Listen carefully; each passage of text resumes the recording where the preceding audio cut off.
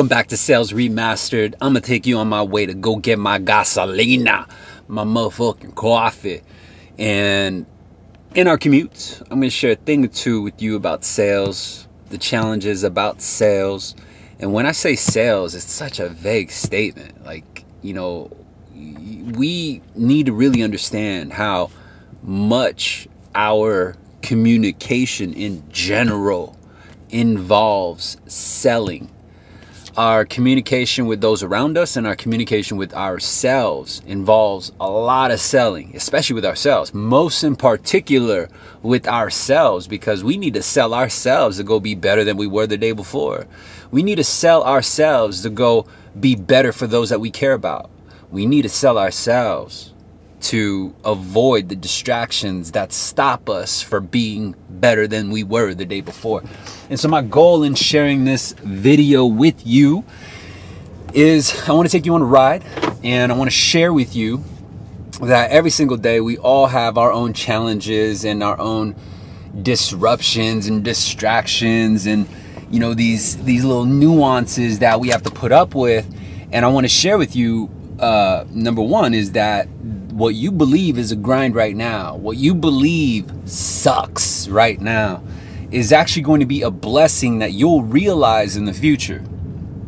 And I say this from experience because there's a lot of things that at the time, as I was growing up and as I was coming up, not only from a child, but also as an adult, now looking back, it makes sense.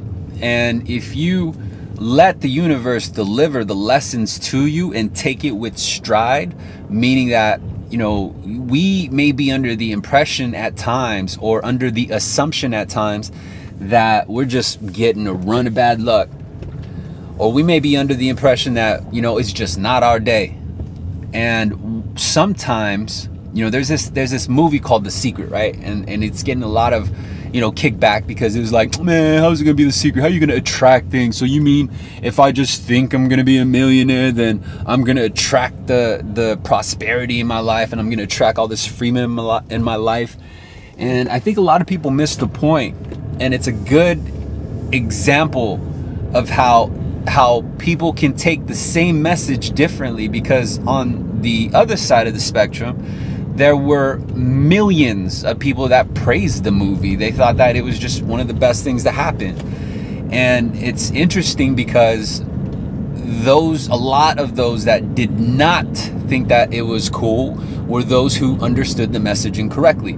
And so I want us to make sure that we experience the challenges, the grind, the back and forth, the headaches every single day in our job.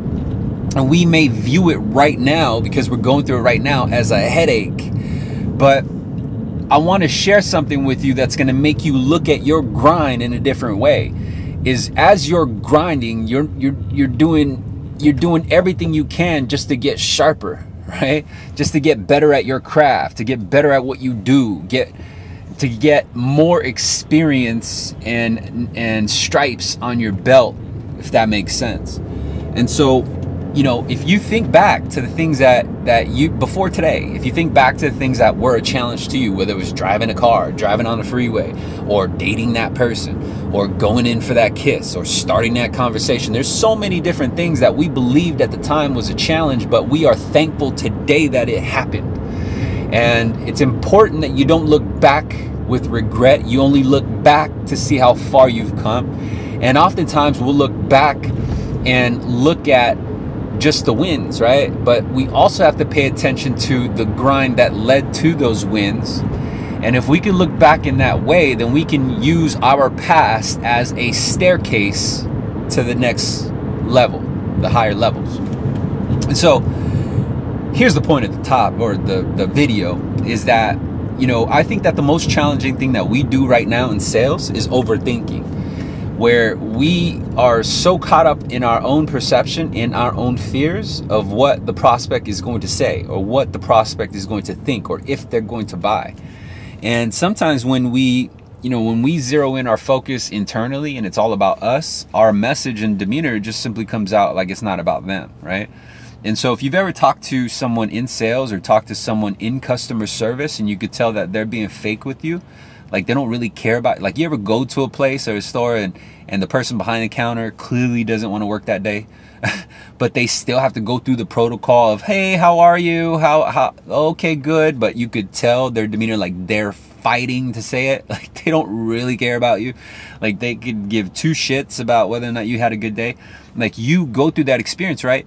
And I promise you that in that moment, your judgment of that person, or your classification of that person, your experience of that person, your anchor to that person is negative.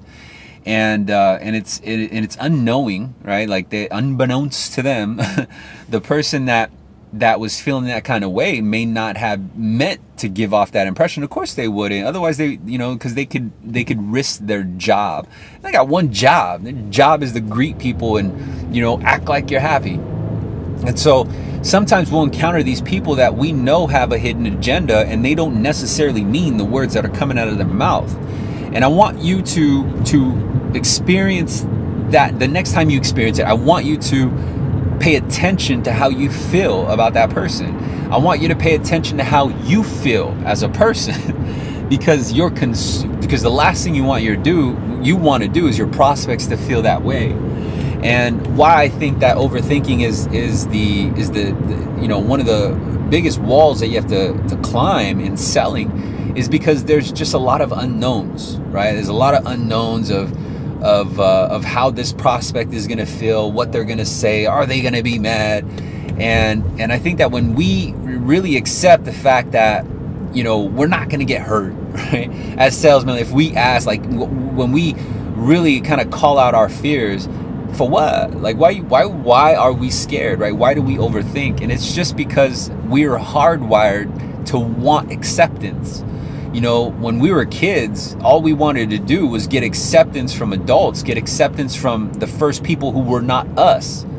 And whenever we didn't get acceptance, or we didn't get what we want, we cried, because we felt that emotion. But when we got acceptance and we did everything right, then we were rewarded, right? And so that's technically what we want as salespeople, is we just want to be rewarded.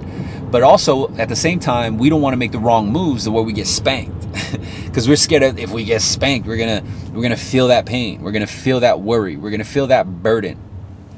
And everything we do is to help us avoid burden, is to help us avoid the grind. And the catch-22 is that with sales, everyone believes it's a grind, but I'm trying to share with you and show you that you can treat it as a game. It's a game. And you might be like, oh, but Daniel, man, it's not a game to sell people. People need their money. If you're thinking that way, then sales is not for you, boo-boo. Where I'm getting at is, it's a game because either you're going to sell them or they're going to sell you. Either you're going to sell them or your competitor is going to sell them. And at the end of the day, all you're worried about is your scoreboard. How many points did you get? How many actions did you take? How many sales did you make? How many, and so on and so forth. But it's just solely on you. But if you can make it a game, all it is just it's the opposite of a grind, right? So when you think of the grind, it's like, it's a headache, it's a struggle, it's something that you don't want to do. But when you think of it as a game, like who didn't like games? You know what I mean? Like you gotta be just grumpy AF if you don't like games. And if you're grumpy AF, you're probably a bad salesman anyway, because most of the time, the reason why we can't generate sales is it's not the prospect, it's not external things, it's actually us internally, and it's our attitude. And so if you've ever been in a good mood, like you're about to go, on a trip, or you're about to take a vacation, or there's something, fun that's about to happen in your life, and you kind of get in that good mood, right? Like there's something about you, you're upbeat, right? And there's got to be a way where you can hack your mindset so that you can feel like that whenever you want to. And so the question is, well, how do I feel like that whenever I want to? And what I found is that when you anchor certain things, so the next time you feel like you're in a good mood, or you're in a good place, I really want you to anchor it to a sound, maybe anchor it to a song, anchor it to a smell, anchor it to a feel, right? Like there could be a velvet shirt. You might be rocking velvet, man, you rock velvet, or your velvet draws, right?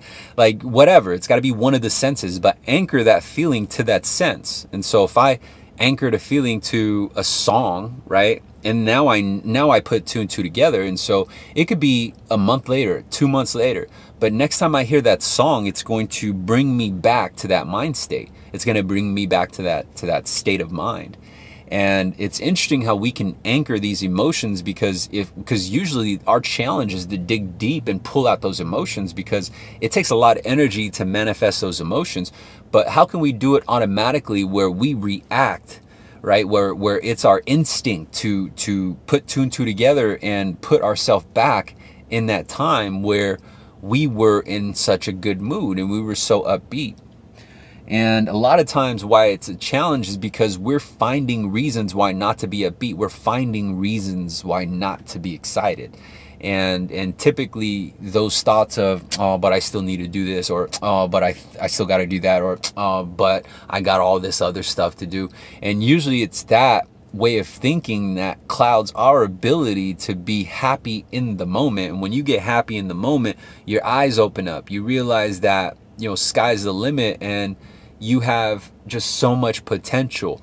And I'm gonna show you how much potential you got. So stick around. I hope this video helped you. My goal is to do nothing but help you look at your game in a different light, help you get one step closer to where you truly want to be. Not anyone else want to be, not where your manager wants to be, not where your mom and dad wants you to be, not where your girl, your boy wants you to be, where you want to be.